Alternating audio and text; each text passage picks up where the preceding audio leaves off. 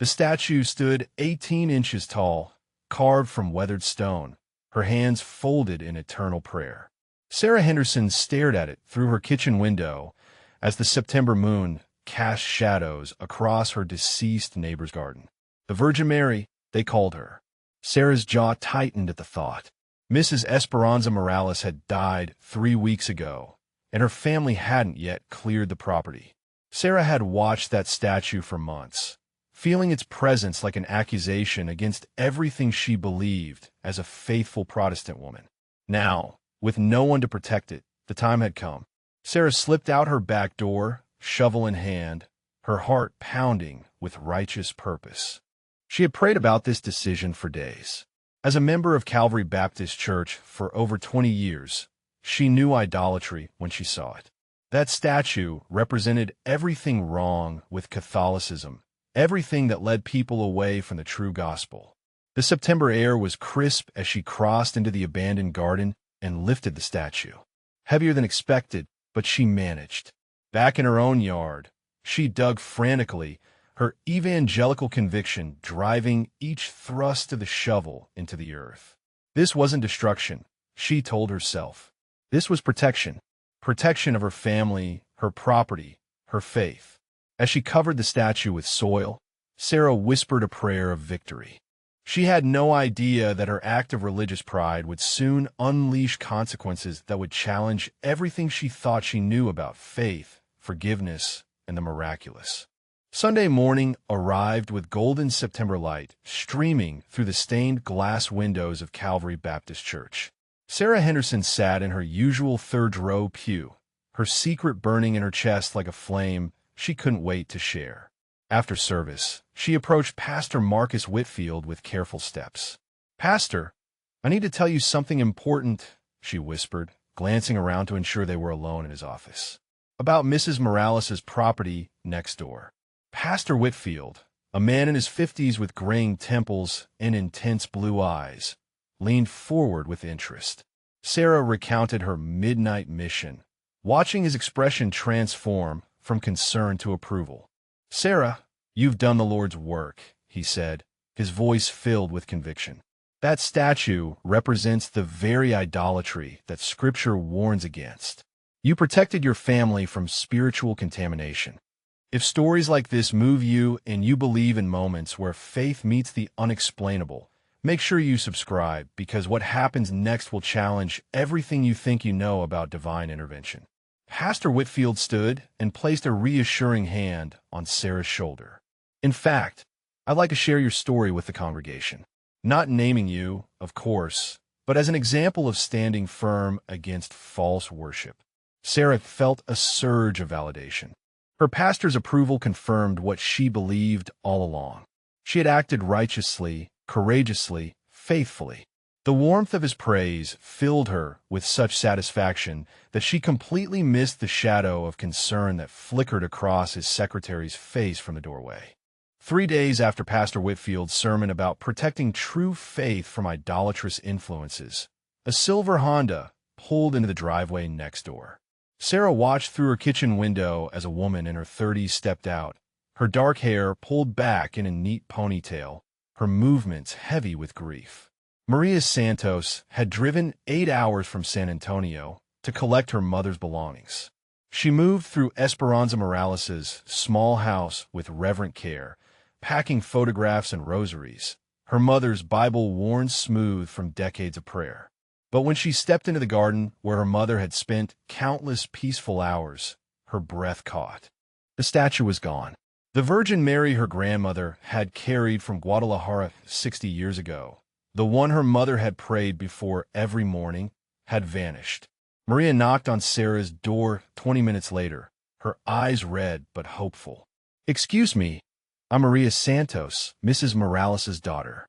I'm wondering if you might have seen a statue from my mother's garden. A small Virgin Mary. It has tremendous sentimental value." Sarah's heart hammered against her ribs.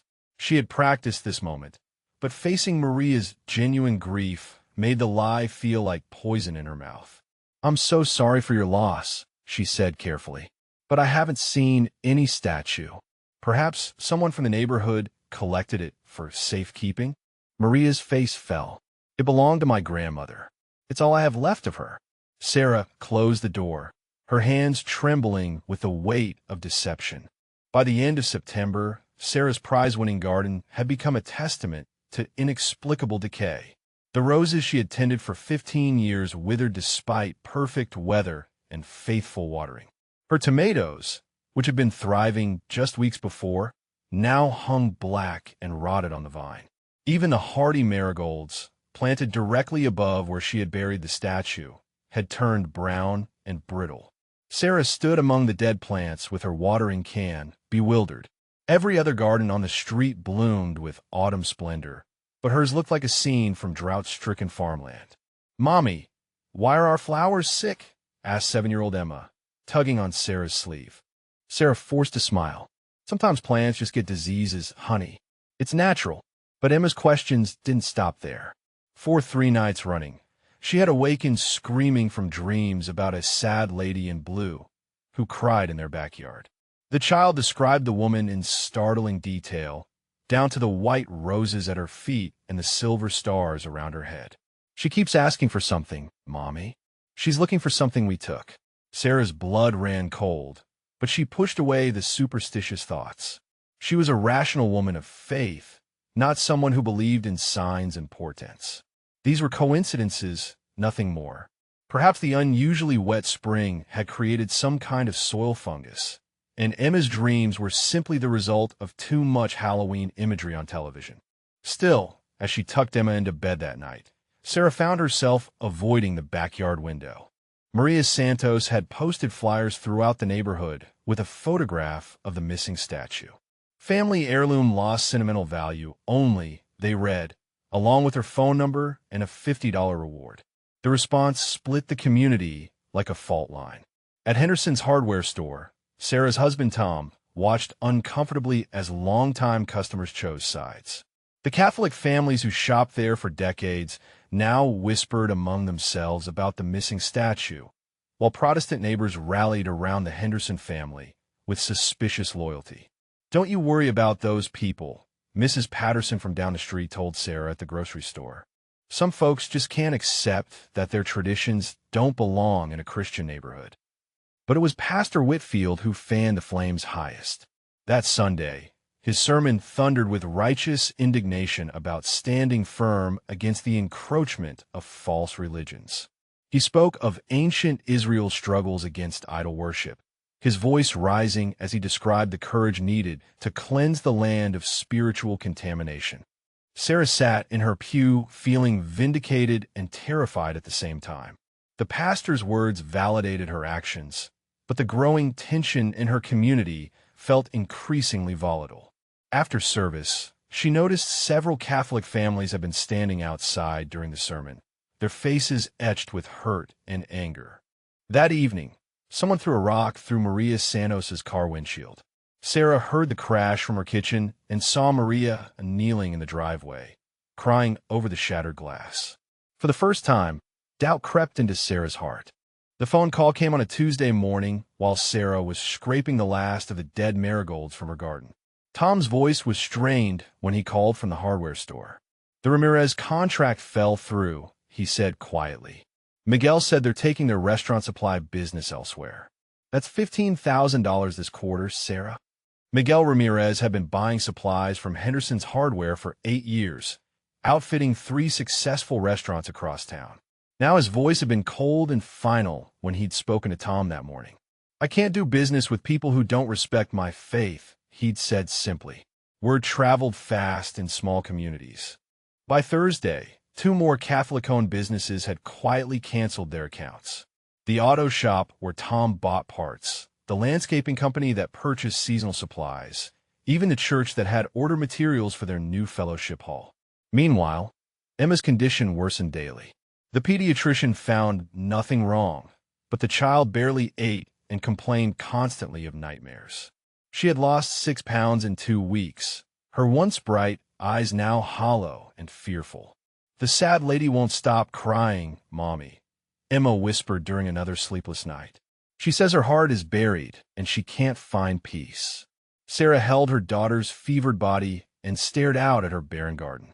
Every other yard on the street bloomed with October chrysanthemums and autumn roses, but hers remained a wasteland of brown earth and withered stems. The contrast was so stark that neighbors had begun walking on the opposite sidewalk to avoid looking at it. Something was terribly, terribly wrong. The call came at 2 in the morning.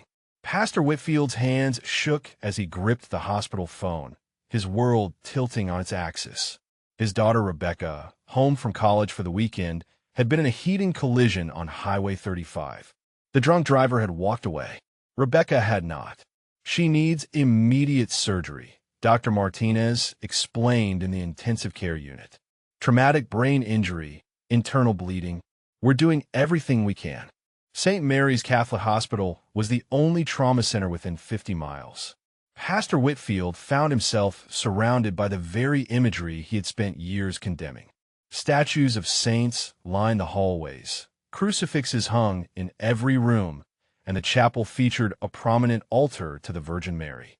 The head nurse approached him with quiet professionalism. "Reverend Whitfield, I'm Maya Santos. I'll be coordinating your daughter's care team." The name hit him like a physical blow. This was the woman whose statue had gone missing, whose community had been attending his sermons from the parking lot, whose car had been vandalized by his inflamed congregation.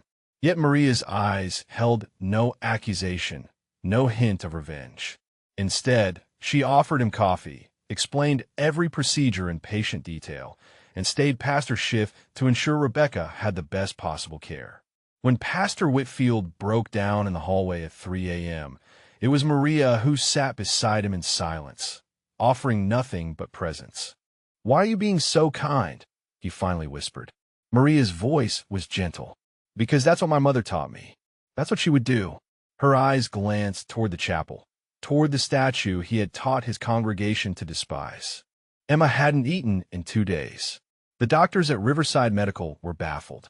Every test came back normal, yet the 7-year-old was wasting away before their eyes. Her fever spiked randomly. She screamed about drowning in her sleep, and she kept drawing the same image over and over. A woman in blue buried underground with tears streaming upward like rain. "She's asking for something we took, Mommy," Emma whispered for the 100th time, her small hand burning with fever in Sarah's grip. "She can't breathe under the dirt." Tom paced the hospital room like a caged animal. Their business was failing, their daughter was mysteriously ill, and their garden looked like a graveyard. "Weren't you telling me, Sarah?" he demanded. "What happened to that statue Maria Santos is looking for?" Sarah's composure finally shattered. The weight of deception, the mounting consequences, and her daughter's desperate condition crushed her remaining resolve. Through tears that had been building for weeks, she confessed everything. The midnight burial, Pastor Whitfield's approval, her lies to Maria Santos. Tom stared at her in horror. "You buried a grieving woman's family heirloom? Sarah, what have you done?" "I thought I was protecting us," she sobbed. Pastor Whitfield said it was idolatry, that I was doing God's work. God's work. Tom's voice cracked with disbelief. "Look at our daughter. Look at what's happened to our family. This isn't protection, Sarah. This is punishment." For the first time since that September night, Sarah admitted the terrifying truth to herself. She had made a catastrophic mistake. Rebecca Whitfield opened her eyes on Friday morning. Her recovery, nothing short of miraculous, according to Dr. Martinez. Pastor Whitfield knew he owed Maria Santos a debt he could never repay. He found her at her mother's house, carefully packing the remaining belongings. "I wanted to thank you," he said awkwardly, standing in the doorway, "for everything you did for Rebecca, for our family. You had every reason to turn us away." Maria invited him inside, where photographs of 3 generations of women surrounded a small altar. She picked up a faded picture of an elderly woman holding the missing statue. "This was my grandmother, Rosa," Maria said softly. "She carried that statue when she fled Mexico during the Revolution. It was all she could bring. My mother prayed before it every morning for 60 years, asking for protection over her family, for healing in our community." Pastor Whitfield stared at the photograph, seeing the statue not as an idol, but as a family treasure. a symbol of faith that had sustained generations through unimaginable hardships. My grandmother always said the Virgin Mary was like a bridge, Maria continued. She brings people together. She doesn't divide them. She intercedes for all children, not just Catholic ones. The pastor's throat tightened with shame. I've said terrible things about your faith. I've taught my congregation to see you as enemies. Maria's eyes filled with compassion. My mother used to say that fear makes us see devils where there are only neighbors. But love always finds a way to heal. Pastor Whitfield left that house a changed man, carrying the weight of his misguided righteousness. Emma's fever broke the moment Sarah picked up the shovel. It was past midnight, but her daughter had awakened with startling clarity, pointing directly toward the spot where the marigolds had died. "She's right there, Mommy. She's been waiting so patiently." Sarah's hands trembled as she dug, Tom holding a flashlight beside her. 3 feet down, her shovel struck something solid. She expected to find a dirt-stained statue, perhaps damaged by weeks underground. Instead, her breath caught in her throat. The Virgin Mary was perfect, not only undamaged, but radiant. The white stone seemed to glow with an inner light that had nothing to do with Tom's flashlight. No soil clung to the carved folds of her robe. No moisture had touched the delicate features of her face. Even more impossible, the statue was warm to the touch despite the October night and its burial in cold earth. Emma appeared beside them in her pajamas, no longer fevered or weak. "See? She's beautiful. She was never angry, Mommy. Just sad because she couldn't watch over Mrs. Morales's garden anymore." As Sarah lifted the statue, the dead earth around them began to change. Green shoots pushed through the barren soil. The withered rose bushes rustled as new buds appeared on their branches. The transformation spread outward in a perfect circle, bringing life back to everything that had died. "This isn't possible," Tom whispered, but his voice held wonder rather than fear. Sarah cradled the statue against her chest, feeling a warmth that seemed to heal something broken inside her soul. She knew, with absolute certainty, that she had witnessed a miracle. Sarah stood on Maria Santos's doorstep at sunrise, the miraculous statue cradled in her arms like a sleeping child. Her face was streaked with tears of shame and wonder as Maria opened the door, gasping at the sight of her grandmother's treasure. "I buried her," Sarah whispered, the confession pouring out between sobs. "I thought I was protecting my family from idolatry, but I was destroying us all. My daughter has been sick, my garden died, my husband's business is failing. I've caused so much pain." Maria's eyes filled with tears as she reached for the statue, her fingers tracing the familiar features she had kissed as a child. "She's perfect," she breathed. "After all this time underground, she's perfect. Can you ever forgive me?" Sarah asked, falling to her knees on the porch. Maria knelt beside her, taking Sarah's hands in hers. "My grandmother always said the Virgin Mary specializes in impossible forgiveness. If she can forgive, so can I." That Sunday, Pastor Whitfield stood before his congregation with a humbled heart. "I have sinned against our neighbors," he confessed publicly. "I have taught division where Christ taught love. I have sown fear where faith should flourish." The apology rippled through the community like the garden's miraculous restoration. Catholic families began returning to Henderson's hardware. Protestant neighbors helped repair Maria's vandalized car. The statue was placed in a shrine visible from both properties, where people of all faiths came to pray. Sarah's garden bloomed more beautifully than ever, a testament to the power of redemption and the grace that can transform even the hardest hearts. 6 months later, the Henderson Santos Memorial Garden bloomed between the two properties, a living testament to the miracle that had transformed their community. Sarah and Maria worked side by side every Saturday morning, their children playing together among flowers that grew with supernatural abundance. Pastor Whitfield and Father Rodriguez now held monthly joint services, alternating between the Baptist Church and St. Joseph's Catholic Parish. Their congregations had learned to sing hymns together, to pray for each other's families, to see faith as a bridge rather than a wall. The statue of the Virgin Mary stood in a beautiful shrine at the garden's center, visible from both houses. Visitors came from neighboring towns to hear the story, to pray, to witness the place where hatred had been transformed into healing. Some came skeptical, others desperate for hope, but all left changed by what they experienced. Sarah had become something she never expected, a bridge between worlds she had once seen as irreconcilable. Her testimony at interfaith gatherings drew tears and wonder. Her garden served as proof that miracles still happened in modern America. Emma, now 8 and healthy, tended the flowers around the shrine with reverent care. "The lady in blue isn't sad anymore," she told visitors. "She's happy because people are learning to love each other." Have you ever witnessed something that science couldn't explain? Share your story in the comments below, and let us know if you've experienced moments where the impossible became possible. As Sarah knelt in prayer beside the statue each morning, she marveled at how burial had led to resurrection, how pride had been transformed into humility, and how a simple act of prejudice had become a miracle of grace.